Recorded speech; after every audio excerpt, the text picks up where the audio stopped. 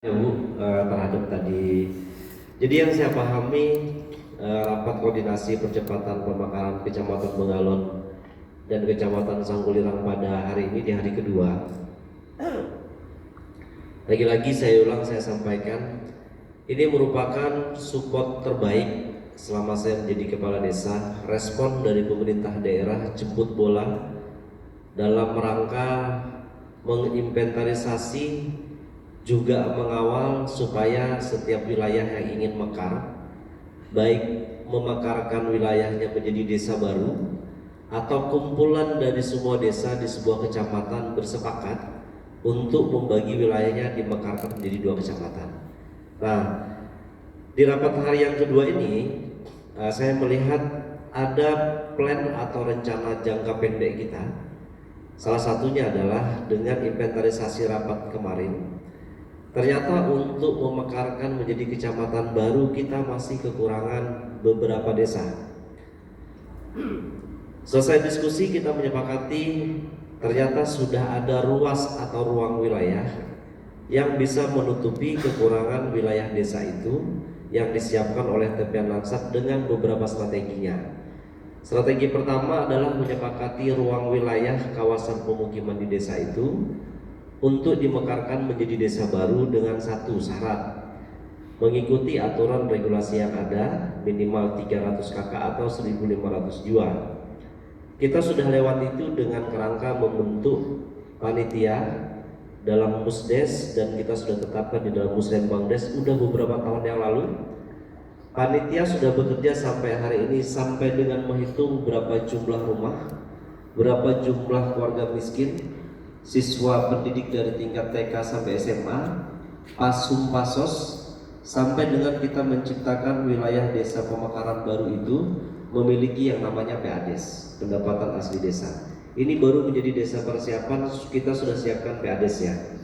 Banyak desa yang sekarang definitif yang tentunya belum punya PADES. Nah, TPN Langsat melakukan proses transportasi perubahan dengan semua peribatan sehingga tercapailah beberapa hal tersebut. Terkait dengan wilayah yang kita mekarkan, tadi Ibu bicara tentang akan disiapkan investasi. Tidak, kita tidak akan menyiapkan investasi, tapi investasinya sudah ada di situ, dan wilayah itu bagian daripada wilayah kawasan pemekaran di desa kita, di mana posisi perusahaan yang sudah berdomisili di situ disesuaikan dengan ruang lingkup kawasan pemukiman. Jadi sehingga investasi itu akan mendukung keberlangsungan wilayah yang akan kita mekarkan. Nah, jadi saya itu desa TPN Langsat Bu memiliki luasan 205.329 hektar, terdiri dari berbatasan dengan 17 kecamatan, 17 desa, 7 kecamatan, 1 kabupaten Berau, terdiri dari 4 dusun dan 14 RT, yang mana posisinya pemukimannya ada 9 pemukiman wilayah. Dusun 1 itu terdiri dari 1, 2, 3 itu masyarakat pribumi asli dan hanya kurang lebih 5-10% urbanisasi yang datang.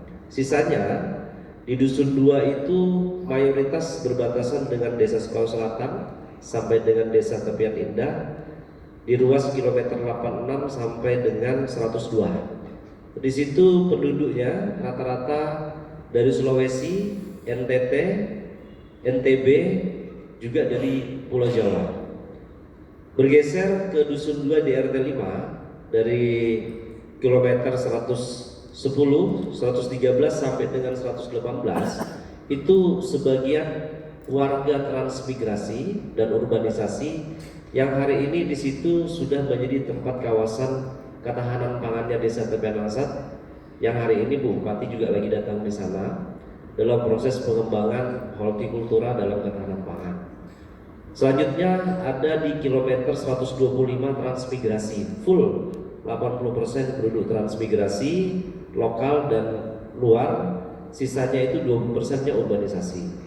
Bergeser lagi ke Merata, itu desa persiapan tepian budaya yang hari ini sudah berkembang, sudah punya SMP, sudah punya SD, sudah punya PADES. Per bulannya itu 25 juta, ya insya Allah setiap tahunnya sudah menerima PADES kurang lebih 300 juta. Itu desa persiapan Bu. Masyarakatnya transmigrasi dari lokal, suku Dayak dan dari Jawa. Sisanya kurang lebih 10% itu urbanisasi.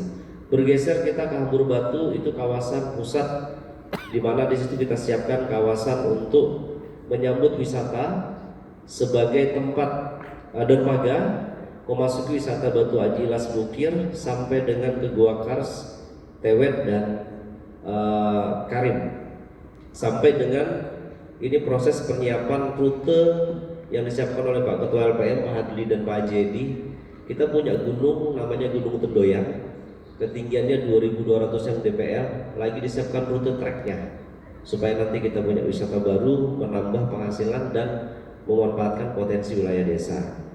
Ini kita siapkan menjadi wilayah pemekaran desa namanya tepian Kudung.